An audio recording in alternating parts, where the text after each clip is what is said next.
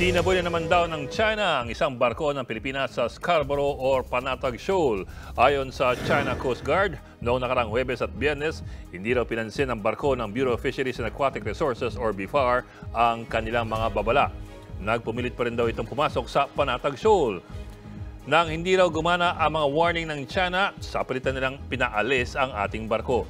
Hinikayat din ng China Coast Guard ang Pilipinas na itigil ang mga paglabag sa soberanya umano ng China.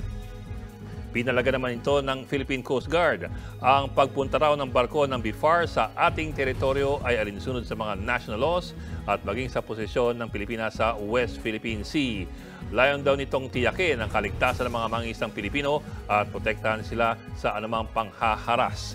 Muling giniit ng Philippine Coast Guard ang ating soberanya sa Panatag Shoal at sa iba pang sakop ng Philippine Exclusive Economic Zone.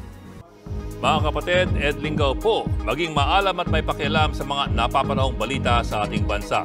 Para sa mas malalimang pagtalakay at paghimay sa mga issue at headlines, tumutok lamang at pag-subscribe sa social media pages ng News 5.